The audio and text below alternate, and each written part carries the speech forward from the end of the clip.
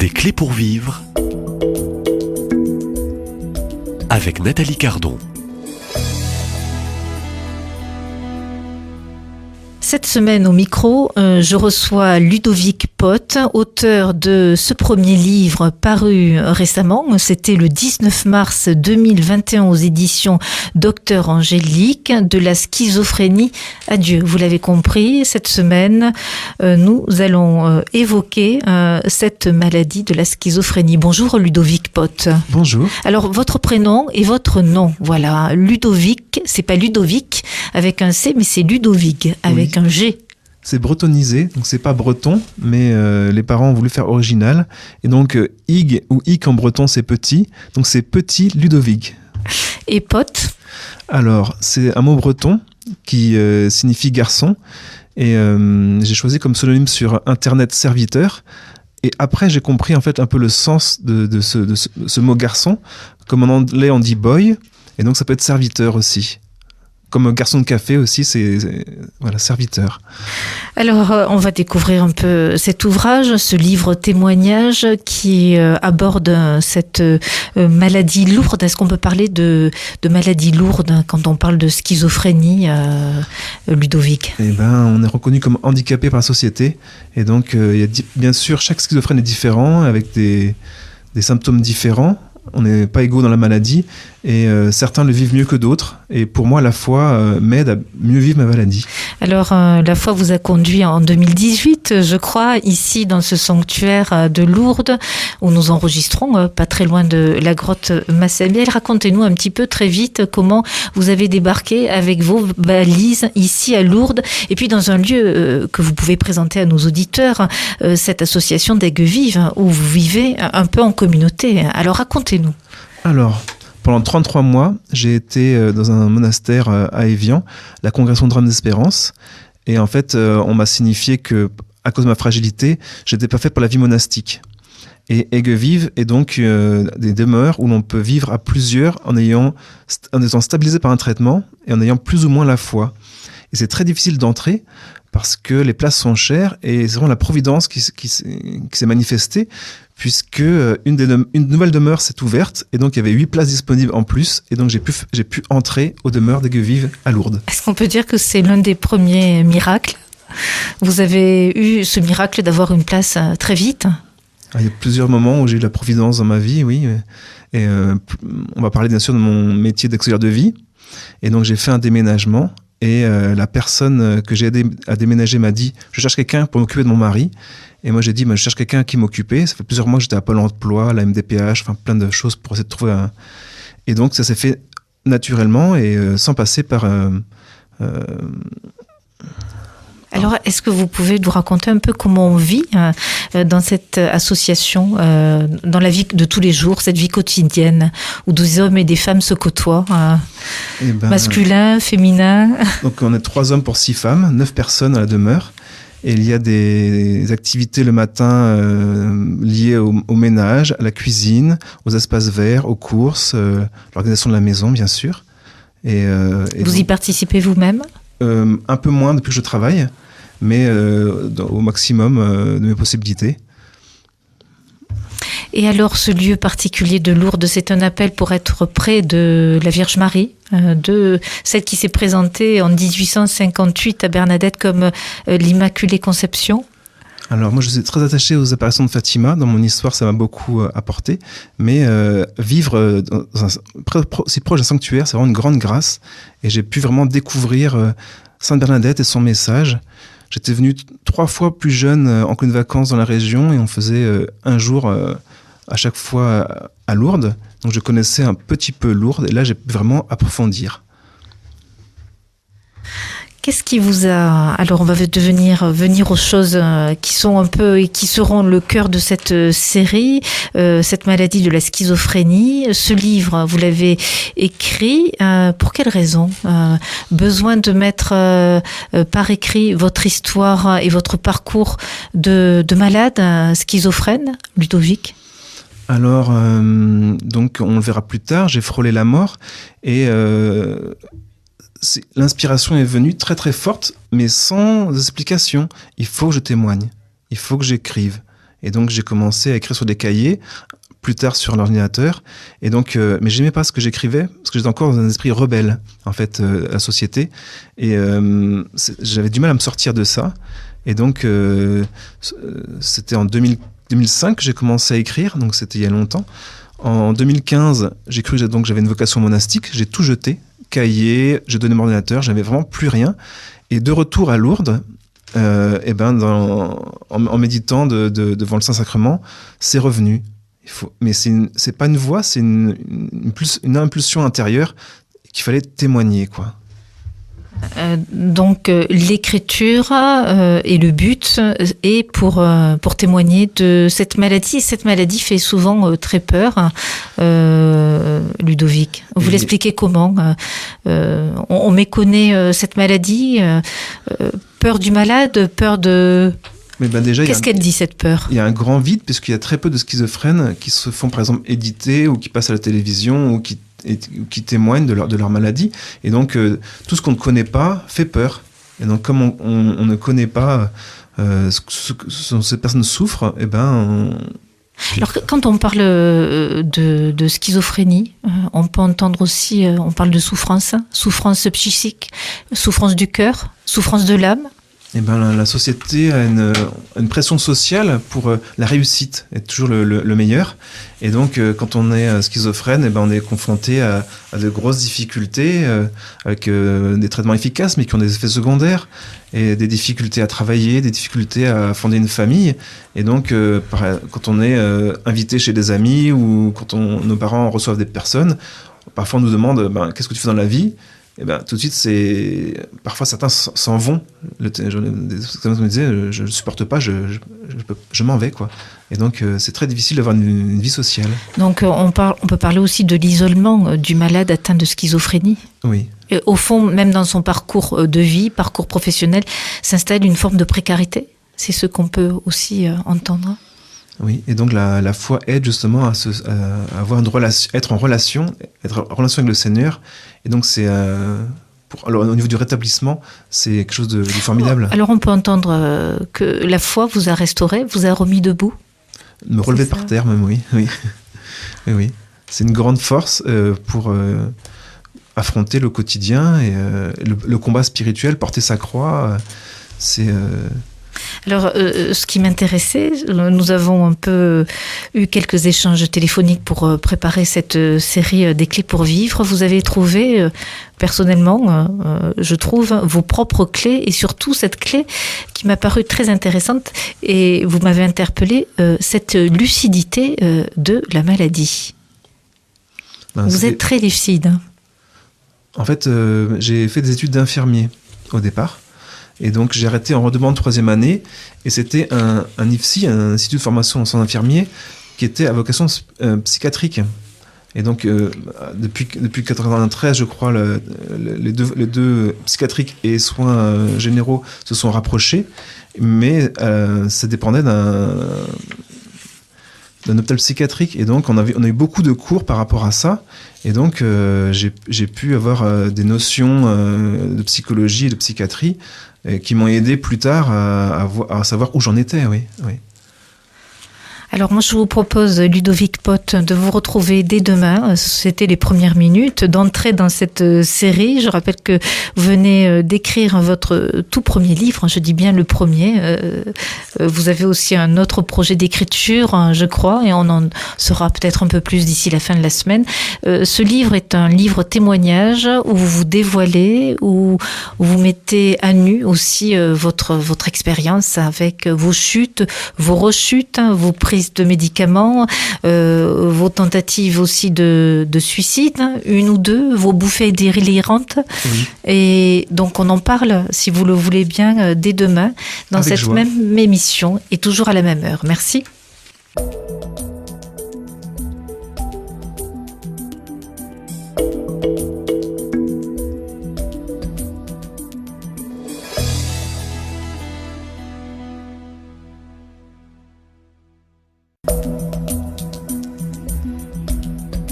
Des clés pour vivre avec Nathalie Cardon. Au micro et pour témoin, je reçois Ludovic Pott. Bonjour Ludovic. Bonjour. Merci d'avoir accepté l'invitation. J'ai votre livre en main. Ce livre est paru récemment et c'était en mars 2021 pour la fête de Saint-Joseph. Ce livre est paru aux éditions de Docteur Angélique. Il s'intitule De la schizophrénie à Dieu. Alors jeune adolescent et jeune adulte, vous avez écouté des musiques malsaines. Vous avez été soumis à beaucoup de violences visuelles avec les écrans, les séries, les jeux vidéo, les films. Vous allez expérimenter aussi la dépendance à la pornographie, l'alcool, les drogues, accompagné de ces mauvaises habitudes parfois alimentaires que peuvent avoir aussi nos jeunes, avec un manque de sommeil, et tout cela favorise une entrée dans la schizophrénie, cette maladie est-ce qu'on peut dire qu'aujourd'hui vous avez apprivoisé la schizophrénie? Je la vis beaucoup mieux au quotidien, oui. Je connais mes limites et les situations à éviter et comment faire pour ne pas se laisser entraîner dans des délires ou des hallucinations, oui. Alors, j'ai nommé un peu toutes ces dépendances quand vous étiez plus jeune. Est-ce que ce sont aussi des conséquences? Est-ce qu'elles peuvent devenir des conséquences? En fait, quand on a une fragilité, on est plus à même de tomber dans des addictions. On a un vide intérieur et on a besoin de remplir ce vide. Et enfin, moi, je me sentais pas vivant et donc les émotions fortes me faisaient que je me sentais vivant. Donc en fait, très jeune, ça a été la mythomanie, dire des mensonges, la kleptomanie, voler des choses dans les magasins. Donc c'était des choses que je faisais pour me sentir en vie, quoi, pas forcément. Et donc après sont venues bien sûr avec à l'adolescence des nouvelles expériences avec la pornographie, le cannabis. Et en fait, ce genre de choses sont pour moi une torture pour l'âme. Et en fait, on ouvre des portes sans se rendre compte, et donc on peut plus facilement entrer dans des pathologies mentales à cause de ce genre de comportement, oui. Et donc on a parlé de mal manger, mal dormir, ce que font souvent les jeunes. Ça entraîne un stress nerveux au niveau du cerveau, et donc le stress est mauvais et fait qu'on peut décompenser, quoi. Vos parents ont vu les premiers symptômes à cette époque? Je ne pense qu'ils ne se sont pas inquiétés. Ils avaient vu que j'avais un comportement bizarre, mais je fumais à la maison. Comme beaucoup de jeunes. Du cannabis, je veux dire. Oui, comme beaucoup de jeunes encore aujourd'hui. Et donc même j'avais un orgueil par rapport à cette drogue. Et en fait, je crois que je leur en ai parlé, mais ils ne se sont pas inquiétés, oui. Qu'est-ce que vous entendez par orgueil par rapport à cette drogue, très précisément du cannabis? Le fait de se croire supérieur aux autres, d'avoir compris le sens de la vie, que la société, ce que nous offrait n'était pas ce qu'il fallait. Et donc de vivre en marge, c'était pour moi la meilleure des voies, quoi. Oui. Que vous apportez ce cannabis? Eh ben, ça vous rassurait? Une sorte de détente. Et, une toute puissance? Le fait d'entrer dans un groupe de fumeurs, alors que quand j'étais au collège, au lycée, j'avais du mal à avoir des amis, alors que là j'étais dans un groupe, j'étais entouré. Et donc mais je me suis rendu compte plus tard, en arrêtant le cannabis, que ces personnes, en fait, n'étaient pas vraiment des amis, puisqu'elles se sont détournées de moi dès que je n'ai plus été un fumeur, quoi. Et donc c'est du temps perdu. Qu'est-ce que vous avez envie, justement, sur cette période très précisément où vous étiez fumeur, consommateur donc de drogue, dépendant de pornographie, dépendant aussi d'alcool? Qu'est-ce que vous avez envie de dire à ceux et celles qui vous écoutent aujourd'hui dans cette série, qui traite de cette maladie que vous avez donc depuis 20 ans et vous vivez avec? Eh ben, ce vide intérieur, en fait, a été comblé à partir du moment où j'ai commencé à m'intéresser à Dieu, à faire entrer Dieu dans ma vie. Et donc, tout a été changé. Et donc, j'ai pu me libérer de toutes ces dépendances et me sentir aimé et aimer les autres. Vous sentir aimé. Alors, vous êtes un homme aujourd'hui âgé de 43 ans. Cette rencontre avec Dieu s'est faite à quel âge ? Alors, elle s'est faite il y a... je ne sais plus. Désolé. Il y a un bout. 20 ans? C'était en 2005, un déménagement. Mes parents, en fait, m'ont aidé à déménager et ils m'ont proposé de venir avec eux à la messe à leur nouvelle paroisse. Et donc, ça faisait des années que je pratiquais plus, j'avais aucune envie d'aller à la messe, mais comme ils m'avaient bien aidé, eh ben, j'ai voulu leur faire plaisir et je leur ai dit, oui, je vous accompagne, quoi. Et donc, j'ai vécu une véritable conversion dans cette église, totalement à l'opposé de l'église dans mon bourg en Bretagne, où il y avait des statues partout, des dorures, on ne savait pas trop poser son regard.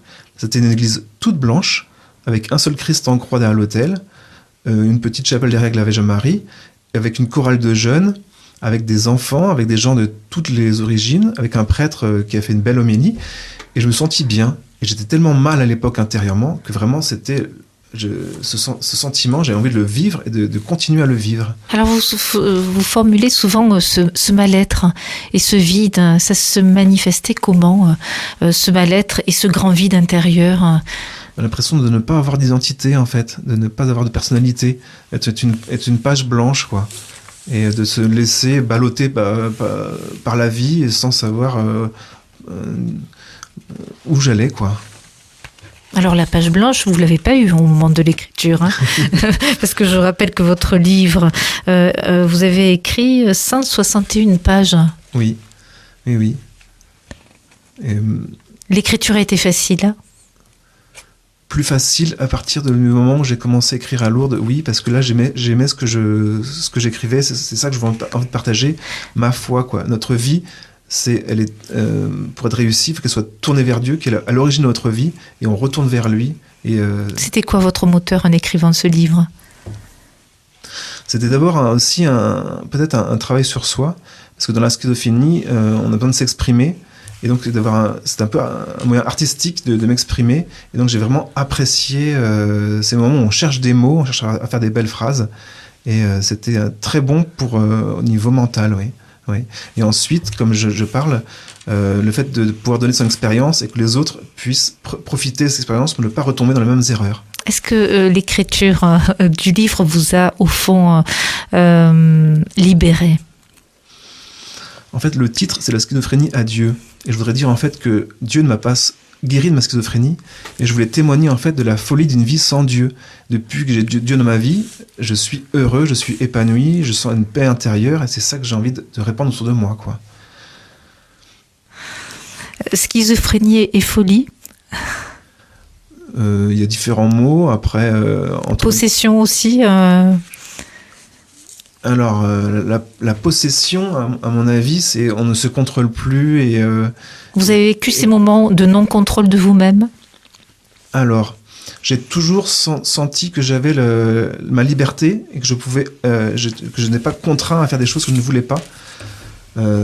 Sauf pendant une crise à Compostelle où un voile est tombé sur moi et j'ai senti que je perdais pied. Mais je n'avais pas peur. Et donc, j'ai cherché à quitter ce voile noir avec une belle image de plage et d'eau un reflux de l'eau, un beau soleil, et ça j'ai pas envie de m'échapper de ce voile qui tombait sur moi. Mais sinon, j'ai toujours eu le contrôle. Enfin, oui. Des retours, votre entourage, vous êtes issu d'une fratrie, vous avez 3 sœurs, vous êtes l'aîné. Vos parents ont lu ce livre, témoignage? Mes parents ont lu ce livre. Vos sœurs? Pas mes sœurs, non. Des retours de vos parents suite à la lecture? Ma mère m'a dit qu'elle comprenait mieux ma maladie et qu'elle me comprenait mieux, oui. Et mon père est assez mutique habituellement, donc il a lu mon livre, mais il m'a pas. Donc, comme il n'a rien dit, pour moi, il sait que ça va bien. Mais oui, une sorte de compréhension, oui, d'aller plus loin, oui. Donc pour votre maman, ce livre a été une meilleure compréhension de ce que vous avez vécu?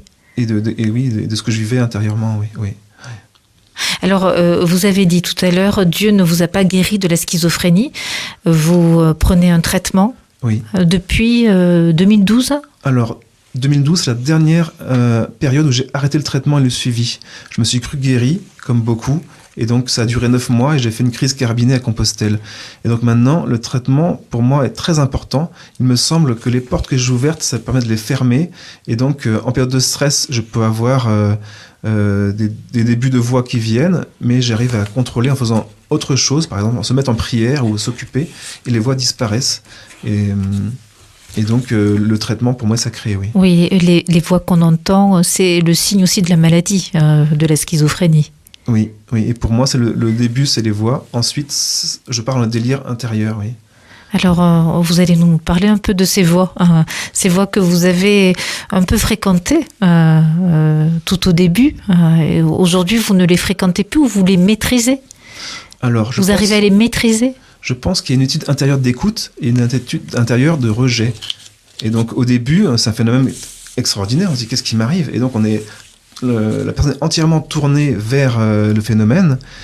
Et ça il peut y avoir des débordements à cause de ça, quoi. Parce qu'on donne de l'importance à ce qu'on entend, alors que dans l'attitude de rejet, on sait que ce sont des bêtises et que tout ce qui est dit est faux. Par exemple, avant-hier soir, j'avais préparé un peu l'émission et j'ai entendu « Si tu crois qu'on va te laisser », et donc j'ai tout de suite coupé en entrant en prière. Et ça m'était déjà arrivé plusieurs fois où on me disait « Si tu crois qu'on va te laisser aller à ton pèlerinage en Israël » ou « Si tu crois qu'on va te laisser faire une vie monastique ». Et donc, je l'ai vécu, mon pèlerinage, je l'ai vécu, ma vie monastique. Et donc, je ne porte plus importance à ce qui est dit maintenant. Donc, vous vous rejetez. Oui. Oui. Un peu comme les sirènes d'Ulysse. Voilà, il faut maintenant, je sais qu'il ne faut plus les écouter, oui. Alors moi, je vous propose de vous retrouver dès demain. Je lirai un extrait donc d'un des passages de votre ouvrage intitulé « De la schizophrénie à Dieu ». Merci de venir dans nos studios. Avec joie. C'est courageux de votre part. Signe peut-être de mission et puis d'humilité aussi, parce que vous êtes lucide. Et au fond, à travers cet ouvrage, ce témoignage, c'est peut-être un signe de mission pour vous, oui. Voilà, d'alerter peut-être. Puis n'ayons pas peur des personnes qui sont malades et atteintes de cette maladie. Ludovic Pott, je vous propose donc un troisième entretien dans ce même studio demain à la même heure. Merci.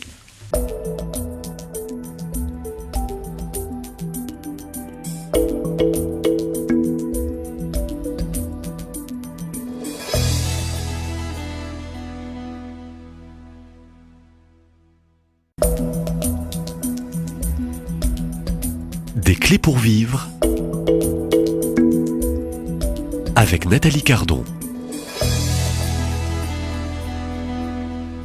Pour inviter témoin, je reçois Ludovic Pott. Bonjour Ludovic. Bonjour. Alors auteur de votre premier livre, qui est un livre témoignage, qui s'intitule « De la schizophrénie à Dieu ». C'est tout un programme.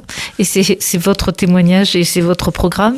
Je vous propose donc de lire un court extrait de page 54. Donc vous écrivez.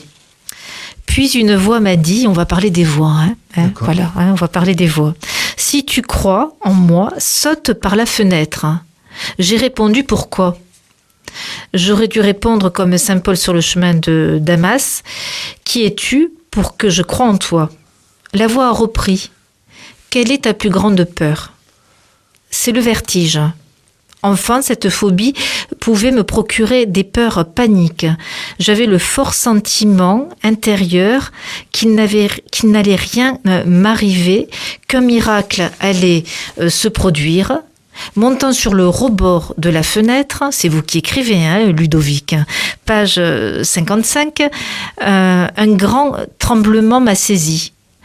J'allais redescendre quand est venue la conviction que je ne pouvais pas désobéir à Dieu et j'ai sauté. Mon logement était au dernier étage, le 5e. Je ne voulais pas mourir, au moins consciemment. Ce n'était pas une tentative de suicide pour moi. C'est écrit dans votre livre. c'est ce moment aussi où, au fond, vous entendez une voix, et cette voix vous dit de sauter par la fenêtre. Alors, est-ce que vous pouvez nous expliquer ce qui se passe à ce moment-là, dans votre tête et votre cœur? Peut-être expliquer un peu comment c'est venu. Donc, en fait, j'ai eu une semaine de repos compensateur, RTT, que je n'avais pas prévu. Et je me suis dit que j'allais faire comme les Amérindiens. J'allais arrêter de manger, arrêter de dormir pour avoir une vision, une hallucination, pour que je connaisse où diriger mon avenir. Et donc, j'ai commencé à ne plus manger. Ça a duré 2 semaines à peu près, sans manger et presque rien, et sans dormir en fait. Et donc, de plus en plus, les voix sont devenues fortes. Et enfin, je passe sur les péripéties. Et en fait, à un moment donné, j'ai cru parler à Dieu. Et mais sans aucun souvenir d'aucun mot échangé après l'entretien. Un gros blanc. Mais c'était quelque chose intérieur très très fort, quoi. J'ai parlé à Dieu, quoi. Et donc, quand la voix a repris en me demandant de sauter par la fenêtre, je pensais que c'était toujours Dieu qui me parlait. Je n'avais pas fait le rapprochement. Ça prolongeait pour moi. Et donc, en psychiatrie, on parle d'injonction, d'ordre que donnent les voix. Mais moi, j'avais toujours mon libre arbitre. Mais je n'avais plus aucune peur. Et en fait, suite à cette démonstration, donc bien sûr, j'ai eu beaucoup de fractures. Et j'avais l'artère du coude sectionnée. Et c'est une patrouille de police qui m'a trouvé. Et donc, c'est vraiment, encore une fois, la providence. Parce qu'à quelques secondes près, je ne serais pas là, quoi. C'est vraiment, ça s'est joué à très peu de choses. Et j'ai été emmené dans le meilleur hôpital de Paris, avec le meilleur chirurgien, qui a pu me réparer mon bras, je vais dire ça comme ça. Le coude vraiment était en vrac, et il a tout remis comme il fallait. Pendant la nuit, c'était après vers 2h du matin. Donc, j'aurais pu passer inaperçu facilement, quoi, à cette heure-là de la nuit. Alors, comment pouvez-vous, avec le recul, avec le temps aussi, en ayant aussi clé en main une compréhension de la maladie, aujourd'hui, quand vous revenez sur cet événement très précis de la défenestration d'un 5e étage, où au fond, je dirais, pas la voix de Dieu, mais la main de Dieu était près de vous pour vous protéger, puisque vous auriez pu mourir et perdre la vie, Ludovic. Quand vous repensez très précisément à cet épisode, comment vous relisez cet épisode? Eh bien, en fait, on dit le mal pour un bien, du mal, Dieu en tire un plus grand bien. Et en fait, parfois, j'étais vraiment cassé pour me reconstruire, en fait. Et grâce à cela, j'ai vu mon père pleurer au bord de mon lit en réanimation. Et en fait, je ne croyais pas à son amour. Je ne croyais pas qu'il avait de l'affection pour moi. Et là, j'ai pu sentir vraiment que j'étais aimé, que j'étais aimable, quoi. Et donc, ça a tout changé. J'ai eu des entretiens thérapeutiques avec mes parents et j'ai pu comprendre, en fait, que mon père avait eu une enfance encore pire que la mienne et que moi, c'était vraiment du light par rapport à lui. Et donc, j'ai pu... quand on connaît, on peut aimer. Et donc, j'ai pu apprendre à aimer mes parents, oui. Et donc... mes sœurs m'ont raconté aussi que après cela, les parents restaient plus longtemps au téléphone avec elles.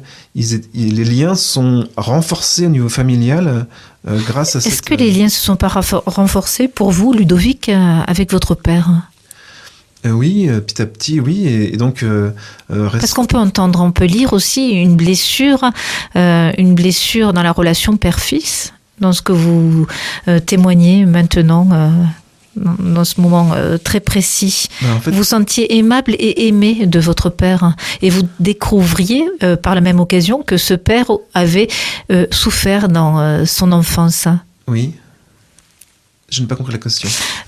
Cette expérience de défenestration, cette expérience de l'hôpital vous faisait découvrir cet amour du père. Oui, en fait, il avait de l'affection pour moi, mais... sa façon de me le montrer, je ne le comprenais pas. Par exemple, il s'inquiétait de mon avenir et donc il venait toujours m'aider pour les devoirs, mais d'une façon à me mettre la pression tout le temps. Et donc j'étais en stress en fait. Et alors que pour lui, c'était une marque d'affection. Et donc des façons aussi de nous construire une cabane dans le jardin, mais c'était comme ces choses extérieures. Et il m'a pas dit je t'aime, il m'a pas pris dans mes bras. Et ça m'a manqué en fait. Alors, ça vous a manqué. Donc on parle d'amour là, on parle finalement de l'attente d'un fils pour son père. Et en fait, un autre déménagement plus tard, quand j'ai vidé mon appartement pour le monastère, mon père a tracé le signe de croix sur mon front en faisant une bénédiction. Et donc en fait, là, j'ai vu qu'il était ému. Et donc là encore, j'ai senti qu'il avait de l'affection pour moi. Et j'ai pu le prendre dans mes bras. Et ça a été vraiment quelque chose de fort. Et donc maintenant, à chaque fois que je vais en vacances chez mes parents et au moment du départ, je demande toujours sa bénédiction. Et des fois, pas systématiquement, des fois je le prends dans mes bras. Et donc il y a une relation plus forte qui s'est créée entre nous. Oui. Relation père-fils. Voilà, qui s'est enfin instaurée, oui. On peut dire je t'aime. Oui. Ça, c'est des cadeaux de la vie, hein. Des cadeaux peut-être de cette maladie, au fond. Est-ce qu'on peut parler aussi de cadeaux dans ce cheminement que vous avez depuis maintenant près de 20 ans? Vous êtes stabilisé, vous prenez un traitement. Ce qui est beau avec le mot cadeau, c'est que c'est aussi le mot présent. Et donc, Dieu nous offre le présent. Dieu est amour. Et donc, plus je me rapproche de Dieu, plus j'ai de l'amour pour mes semblables et plus j'aime aussi ma famille. Tout est lié, quoi. Alors, vous avez parlé de ces voix, cette mauvaise voix qui vous invite aussi à vous jeter par la fenêtre. Ce sont les symptômes aussi de la schizophrénie. Vous en êtes où dans l'écoute des voix, Ludovic, aujourd'hui? Eh ben, je n'ai plus aucune envie d'écouter ce qui est dit. Je sais que les prévisions sont fausses et je n'ai plus aucun intérêt, alors qu'au départ, elles avaient beaucoup de pouvoir sur moi. Et maintenant, c'est peut-être moi qui ai le pouvoir sur elles, parce que des fois, elles viennent m'embêter à la chapelle. Je suis en prière. Et en fait, je me suis rendu compte que en fait, je pouvais prier avec la voix. Donc c'est elles qui avaient les mots de prière, et elles n'aiment pas ça du tout. Donc dès que la prière est finie, elles partent aussitôt. Alors j'avais reçu il y a plusieurs mois, un auteur, témoin, conférencier, que je salue s'il écoute cette émission, Michel Chiron, qui a écrit un livre, Ludovic Pott. J'étais possédée, il entendait beaucoup de voix. Et, il a été possédé avec ces voix qui l'envahissaient pendant près de 9 mois. Rien à voir avec les voix que vous entendiez, Ludovic Pott, parce qu'il y a aussi ces voix et ces phénomènes un peu de cas de possession. Donc j'ai pu écouter son témoignage. On en reparlera certainement demain. En podcast. Je vous remercie d'ailleurs cette possibilité, c'est formidable. Et donc, le problème, c'est quand on commence à obéir aux voix, elles prennent du pouvoir sur nous. Je me souviens qu'une fois, elle m'avait dit « ferme les yeux et ouvre la bouche ». Et donc, je l'avais fait. Et quand on obéit, eh ben, on met le doigt dans un engrenage qui fait qu'on... Ce sont les voix qui vous possèdent. Et c'est elles qui ont du pouvoir sur nous, oui. On donne de l'importance à ce qui n'est pas important. Oui. Parce qu'en fait, le moyen du démon de nous accrocher, de prendre prise sur nous, c'est par la voix. Parce qu'il a très peu de moyens, en fait. Alors, j'en parlais pas du démon. C'est vous qui nommez le démon. En fait, je pense que chaque schizophrène est particulier. Je ne sais pas ce qui se passe forcément dans la tête des autres, mais moi, j'ai l'impression, pour moi, que c'est le démon qui essaie de... Peut-être que lui, il sait ce que Dieu m'a dit. Je me pose la question. Et en fait, s'il le sait, il essaie de m'empêcher de faire... ma mission, on parlait de mission. Alors, la mission va se poursuivre sur les ondes de nos radios chrétiennes, Ludovic Pott. Ceux et celles qui voudraient peut-être découvrir, car il y a très peu de témoignages sur ce thème de la schizophrénie, et surtout de la schizophrénie à Dieu. Aujourd'hui, vous êtes habitant lourdais, vous êtes stabilisé, vous prenez un traitement depuis 2012, vous vivez en communauté, vous travaillez comme auxiliaire de vie, et vous n'entendez plus, du moins, vous rejetez ces voix. Est-ce qu'on peut dire que vous avez quelque peu gagné sur la maladie et gagné sur les voix?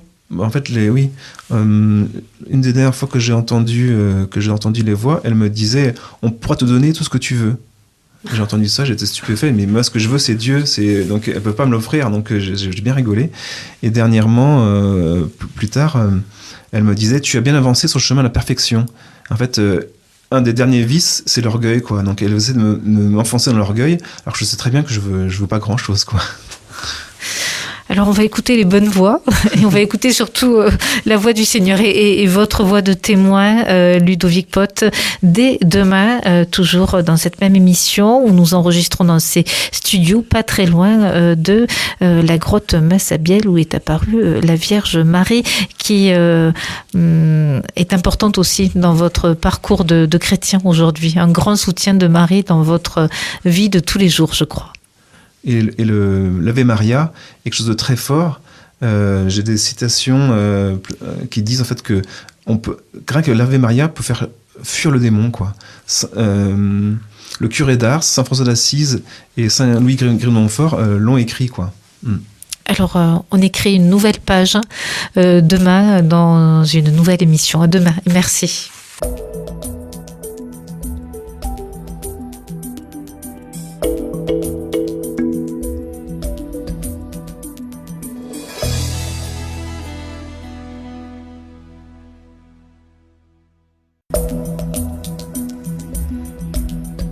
Des clés pour vivre avec Nathalie Cardon.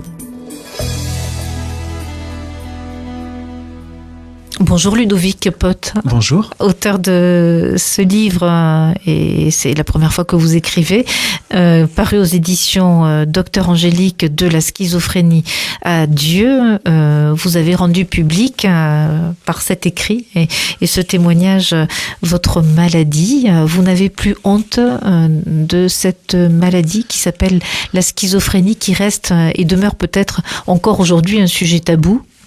Alors ça fait 7 ans, j'ai rencontré une personne qui était alcoolique et elle était dans un groupe et elle parlait de son alcoolisme avec tellement d'humilité que j'ai voulu faire pareil que lui, et donc j'ai commencé à me recruter dans le groupe en tant que schizophrène, et c'était un peu une libération par rapport à la honte qu'on peut avoir, parce que dans les cours de récréation, le fait d'avoir une fragilité mentale, on est facilement moqué, quoi. Vous avez subi des humiliations? Quand j'étais à l'école, oui, je n'ai aucun nostalgie de l'enfance. Plus je vieillis et mieux je me sens dans ma peau, quoi. C'est vraiment grâce au Seigneur. Alors, vous êtes un homme de 43 ans, un homme heureux aujourd'hui. Enfin, c'est un homme heureux que je rencontre, que je découvre dans ces studios aujourd'hui. Je n'avais pas la paix quand j'étais... je ne sais pas où diriger ma vie. Et donc maintenant, je connais le sens de la vie, c'est l'amour, c'est la communion avec Dieu. Et donc, vivre cette communion fait que je me sens heureux, oui. Ouais. Alors, vous avez un peu rétabli, restauré cet équilibre, un équilibre retrouvé dans la vie au quotidien. Alors, au programme, on va revenir sur ces fameuses voix. Alors les voix, bien distinguer les voix des délires et puis au fond des possessions, de la folie et du démon. On en est où là quand on parle de schizophrénie, quand on parle de ces délires et de ces voix? Est-ce que vous pouvez être un peu plus explicatif pour ceux et celles qui vous écoutent depuis le début de la semaine? D'accord. Alors on peut être diagnostiqué schizophrène et ne pas avoir de voix. Et donc je ne peux parler vraiment en connaissance de cause que de mon expérience personnelle, en fait. Je ne vais pas faire de généralité et dire toutes les personnes sont comme moi, ça n'est pas possible. Dans mon expérience, en fait, au départ, il y a les voix et ça crée une excitation mentale, et au fur et à mesure du temps, je tombe dans des délires. Donc dans un premier temps, je me suis pris pour le Messie, et plus tard, je me prenais pour l'antéchrist, quoi, en fait. C'était des délires mégalomaniaques. Et donc, parfois aussi, j'avais des délires par rapport à la science-fiction. J'étais un grand fan de science-fiction. Et donc, ça pouvait aller aussi loin que de s'évanouir de peur, quoi. Ça m'est arrivé 2 fois. Je croyais que les voix étaient des machines d'un autre monde et qu'elles voulaient détruire toute la vie partout, et que grâce à mes pensées, elles arrivaient à détruire le monde. Et donc, quand je suis arrivé à la pensée du Big Bang, je me suis évanoui de terreur parce que je pensais le pire élu de tout l'univers, quoi. J'avais laissé les machines détruire le monde. Et c'était un sentiment tellement atroce que mon esprit l'a disjoncté, quoi. Donc ça peut être très très fort, mais le délire est propre, je pense, à chaque personne.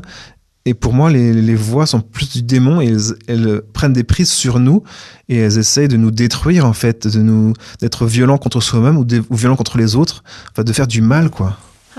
Donc vous associez plus, mais chaque cas est un peu unique, vous associez ces voix à une part aussi démoniaque. Vous faites un peu ce va-et-vient entre les voix démoniaques et Et peut-être dans votre cas, très précis, votre cas personnel, cette maladie de sur 20 schizophrène. ans, au début, je ne pensais pas que c'était des démons. Et en fait, plus je m'approche de Dieu, et moins j'ai l'impression qu'elle se cache. Au départ, la façon d'aborder les choses, de me faire, par exemple, au départ, le but, c'était de me faire peur de la prison, et que je me suicide par peur de la prison, en fait, qu'elles avaient des dossiers sur moi avec tout ce qu'elles avaient vu ou entendu dans ma vie, et donc la panique, en fait, l'angoisse, c'est leur le mode d'action, en tout cas chez moi, oui. Leur mode d'opération vous concernant. Oui. Ces voix vous invitez, vous rappelez que vous seriez damné à tout jamais. Et oui, et plus je vivais, plus mon enfer serait douloureux. Et en fait, j'ai vécu une retraite spirituelle en Bretagne sur le discernement de la vocation. Et donc, j'avais pas pris mes médicaments avec moi parce qu'à chaque fois, en vacances, j'avais jamais de problème. Et donc, j'étais vraiment très tranquille. Et donc, j'ai vécu cette première journée de retraite et tout se passait bien. Et j'ai demandé à la personne, après la veillée, de rester en prière toute la nuit parce que je sentais que j'avais besoin de prier. Et ça a été refusé. Et au bout de 2 heures de sommeil dans ma chambre, je me suis réveillé totalement survolté par les voix qui sont arrivées d'un seul coup sur moi. Et donc, j'ai fait une crise d'angoisse et je me suis enfui, quoi. Et donc, j'ai pris la voiture et j'ai roulé. Et il y avait une sorte de prise physique sur moi, au niveau du cou et des épaules, le sentiment qu'elle voulait me faire quitter la route ou rentrer dans les voitures. J'ai arrêté ma voiture, et rien que le fait de marcher sur l'herbe, mon enfer, c'est encore plus douloureux, quoi. C'était vraiment... Tout était très angoissant. Je suis retourné dans ma voiture, et vraiment, je commençais à couler parce que j'avais plus d'énergie, et je me suis penché sur le volant. Ma chaîne est sortie de mon t-shirt, une chaîne en argent, a touché le volant. Et là, quelque chose est sorti de moi, j'ai pris la chaîne, j'ai jeté sur le cabriolet, j'ai dit « L'argent n'est pas mon maître ». Et cette action a fait que les voix ont quasiment disparu, ont perdu toute leur force, en fait. Parce que je pense qu'elles se sont peut-être rappelées l'horreur de leur maître, je ne sais pas. Mais et le fait de montrer de la force, et de s'appuyer sur le Seigneur aussi. Parce que si on est dans un rapport de force avec le démon, si on s'appuie sur sa propre force, on a perdu. Alors que si on met sa faiblesse en Dieu, le démon a perdu d'avance. J'ai peut-être une citation d'un psaume, si vous voulez bien. Allez-y. Jusqu'aux cieux, ta splendeur est chantée par la bouche des enfants des tout-petits. Rempart que tu opposes à l'adversaire, où l'ennemi se brise dans sa révolte. Et donc, les enfants, les tout-petits, pour moi, c'est ça, c'est mettre sa faiblesse de créature dans le Seigneur. Et donc là, l'adversaire, il a perdu. On sent, quand vous prenez la parole, cette prise de parole aujourd'hui, ce combat, au fond, on parle de la maladie et de la schizophrénie, mais vous évoquez aussi cette part aussi de la lutte et d'un combat spirituel. Quand vous revenez aussi sur l'écoute de ces voix que vous avez appris aujourd'hui à rejeter. Alors, comment discerner le vrai du faux? Comment discerner la part du démon et puis la part aussi de la maladie, en écoutant un peu votre prise de parole et de témoignage dans ce 4e jour des Clés pour vivre. On a parlé des délires, je pense qu'ils sont personnels. Et après, dans mon expérience personnelle, je pense que les voix cherchent à me détruire, en fait. Et donc, c'est là la différence entre les deux. Les drogues aussi peuvent aider. Ah oui. Je pense tous les parents qui ont peut-être des ados, des jeunes dépendants de certaines drogues. Est-ce que vous l'avez évoqué en début de semaine? Est-ce que c'est aussi peut-être la première porte d'entrée pour réveiller cette maladie? Je suppose, oui. Et en fait, on parle de drogue douce pour le cannabis. Je me pose vraiment fortement à cette appellation parce que de plus en plus, en fait, ils trafiquent le THC, le taux de force du produit. Et en fait, plus le produit est fort, plus on est dépendant. Et le tétrahydrocannabinol, comme le nom scientifique, en fait, c'est un hallucinogène. L'alcool, ce n'est pas un hallucinogène, mais le cannabis, oui. Et donc, ça joue, enfin, surtout quand on a une fragilité, on tombe plus facilement dans les dépendances, que ce soit de toutes sortes, le jeu, enfin,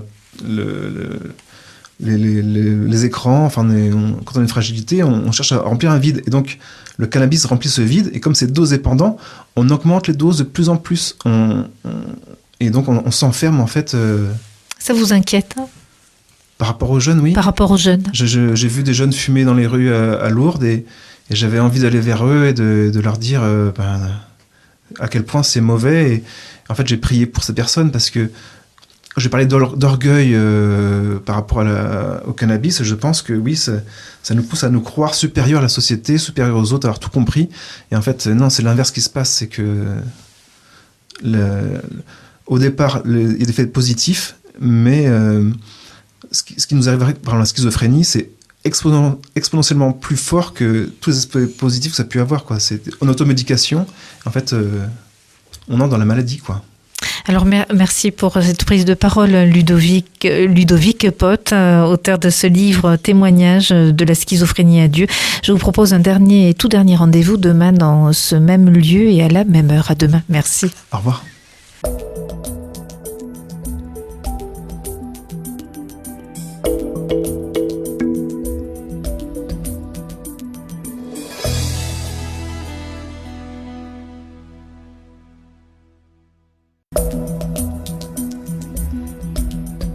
Des clés pour vivre avec Nathalie Cardon. Dernière rencontre avec vous, Ludovic Pott. Bonjour. Bonjour. Alors, ravi de vous retrouver. Merci de votre fidélité. Merci aussi du courage que vous avez eu, tout d'abord, d'écrire ce livre témoignage sur la maladie de la schizophrénie avec ce parcours qui vous conduit à Dieu et une histoire qui se poursuit ici dans ce sanctuaire marial de la Vierge Marie. Alors, on va revenir quelques minutes, si vous le bien, dans votre ouvrage, page 151. C'est ce passage donc à Lourdes et aux piscines, au bain. Lors de mon premier passage à ce bain, les hospitaliers m'ont allongé dans l'eau à 13 degrés et remonté dans un mouvement fluide et rapide. Mon souffle a été coupé, mettant quelques longues secondes à revenir, puis j'ai senti une sensation de chaleur au niveau des poumons durant quelques minutes.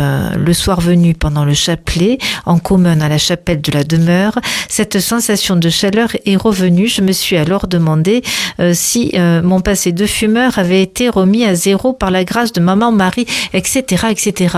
Dites-moi, Lourdes et le bain de Lourdes en particulier a été source de miracles et de grâce dans votre cœur, dans votre corps, avec cette chaleur. Racontez-nous cet épisode. C'est assez étonnant, oui. En fait, j'ai pas peur de l'eau froide. En fait, je prends des douches froides depuis quelques années en offrande pour les âmes du purgatoire. En fait, d'offrir quelque chose pour les âmes du purgatoire. Et donc, l'eau froide m'aide à faire un sacrifice, en fait. Et donc, j'avais pas peur du tout de l'eau. Et j'avais fait un stage d'hospitalier quelques temps avant. Donc, j'avais vu bien comment ça se passait. Donc, j'ai bien préparé. Et le fait d'attendre, d'avoir une longue queue, c'est de bien se mettre en préparation. Et donc, oui, ce mouvement d'aller-retour. Et donc, je suis remonté, j'ai agrippé la barre. Et donc, autour de moi, ils ont commencé à prier. Et donc, après, c'est Saint-Ludovic, parce qu'ils n'ont pas proposé Ludovic, Saint-Ludovic. Et donc, priez pour nous. J'ai le souffle coupé. Et un sentiment après de renaissance, quoi, de retrouver la respiration et d'un nouveau départ, quoi. Et donc, le soir, à la chapelle, en faisant le chapelet, cette chaleur au niveau du poumon, oui, enfin. Et en tant qu'hospitalier ou bénévole en tant que pilote à Lourdes, j'ai pu parler avec des gens qui m'ont parlé aussi de leur expérience, pas aussi spectaculaire que les 70 guérisons miraculeuses, mais qui étaient vraiment exceptionnelles, quoi. Merci. Alors, vous avez aussi découvert, et vous êtes très actif ici à Lourdes, l'association missionnaire donc de la Sainte Famille. Vous êtes, je crois, très actif. Quelques mots ? Oui, donc j'ai commencé en tant que responsable de la communication, j'ai fait un peu de la vente, et puis après on m'a proposé de devenir président de l'association, et donc ça s'est fait assez rapidement quelque part, et donc ça fait 2 ans maintenant, et donc pour moi c'est le mot président, c'est plus pour moi, c'est vraiment du bénévolat et de l'aide que j'apporte. Quel est le but de l'association missionnaire de la Sainte Famille ? Alors, on fonctionne un petit peu comme un Emmaüs. On reçoit des dons, ce que les gens ne veulent plus. Et donc, on les recycle, on fait un tri. Et donc, ce qui peut être vendu, on essaie de faire des petits prix pour que ce soit abordable pour tous. Et donc, on s'est rendu compte qu'en baissant les prix, on augmentait le chiffre d'affaires parce que les gens venaient chez nous. Donc, c'est 50 centimes le t-shirt, le pull, le pantalon. Enfin, donc, on peut faire de bonnes affaires. J'ai fait confiance à ma responsable boutique, en fait, parce que c'était elle qui était dans le terrain. Donc, elle m'a dit qu'elle avait baissé les prix. Au départ, j'étais un peu pas très content. Mais finalement, c'est une bonne chose. Et les gens sont heureux. Ils viennent chez nous, ils nous donnent des choses. Et donc, ça alimente la boutique. On s'est agrandi et là, on a fait un grand nettoyage de printemps pour pouvoir réouvrir après ce confinement. Et oui, confinement, déconfinement, peut-être reconfinement. Comment vous traversez cette période, puisque vous évoquez aussi ce temps de confinement, cette pandémie mondiale qui s'est déclarée il y a un peu plus d'1 an? C'est compliqué à gérer ou vous traversez paisiblement ces moments un peu troublés? Alors, au monastère, on n'a pas vraiment évoqué, mais j'ai eu une parole 3 fois dans la journée, c'est-à-dire « recherche la paix, poursuis-la ». J'étais en Lexo Divina, donc en la sphère spirituelle, le matin.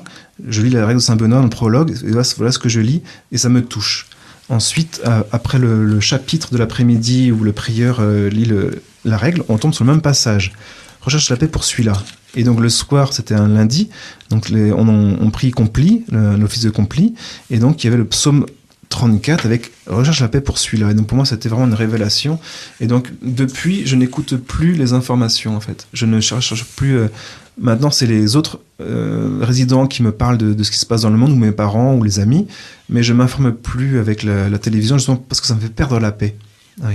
Une manière de vous protéger aussi pour poursuivre paisiblement aussi ce chemin. Alors, au sein de cette association où vous vivez en communauté, Aigues-Vives, que voilà, bien présente ici à Lourdes, donc je crois 3 hommes et 6 femmes. En fait, il y a 3 demeures. 3 demeures. Et donc là, dans notre demeure, il y a 3 hommes, 6 femmes, et 2 autres demeures où ils sont aussi 7 ou 8. Oui. Alors, on n'a pas tout dit, et puis on peut découvrir et tout simplement commander, acheter votre livre que l'on peut trouver donc dans les librairies chrétiennes. Vous parlez aussi au fond de ce vœu que vous avez quelque peu donné pendant votre pèlerinage sur les pas de Compostelle, ce vœu de célibat, hein, donc la continence, le célibat dans la chasteté. Voilà, c'est votre réponse, c'est votre choix aujourd'hui. En fait, un choix mûrement réfléchi. C'est quelque chose qui s'impose à moi quelque part, parce qu'en fait, la vocation, il y a plusieurs vocations chrétiennes. Et une vocation chrétienne, c'est en famille et fonder des enfants.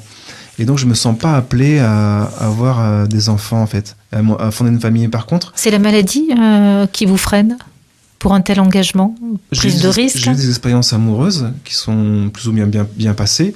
Et en fait, quand je me sens pas fait pour ça en fait. Et donc dans 2 Corinthiens, il y a Saint Paul qui parle à un moment donné de fait de quand on est en couple, on ne peut pas se donner entièrement au Seigneur. Et donc il nous incite quelque part et donc moi j'ai envie de donner ma vie au Seigneur. Oui. Ah, vous avez envie de tout donner. Eh bien, je vous invite donc vraiment à poursuivre votre route ici à Lourdes, avec peut-être, et vous pouvez peut-être dire 2 mots, vous avez l'idée, le projet d'écrire un 2e livre, une suite. Pour quelle raison et sur quel sujet très précisément? Toujours la schizophrénie? Alors, j'ai eu la chance d'assister à une conférence du père Benoît Domergue, qui est venu il y a quelques temps dans vos studios, et donc il parlait du démon. Et donc je me suis rendu compte qu'en fait, j'avais pas vraiment fait le tour dans mon livre, et que j'aimerais bien faire des liens qui sont des liens qui n'apparaissent pas, et donc matière à parler. Et donc, pour l'instant, le titre provisoire est Satanisme, Action du démon et Schizophrénie. Et donc de voir un peu comment ça s'emboîte les uns dans les autres dans notre société actuelle où on voit des dérives alarmantes. Alors on attend ce prochain ouvrage, Ludovic Pott, Satanisme, Action du démon, Schizophrénie, c'est tout un programme, donc vous avez encore quelques mois pour écrire. Quelque temps, oui. Oui. Quelque temps. Hein. Merci de cette semaine passée avec vous et puis plein de bonnes choses ici dans la cité Marielle. Au revoir. Au revoir.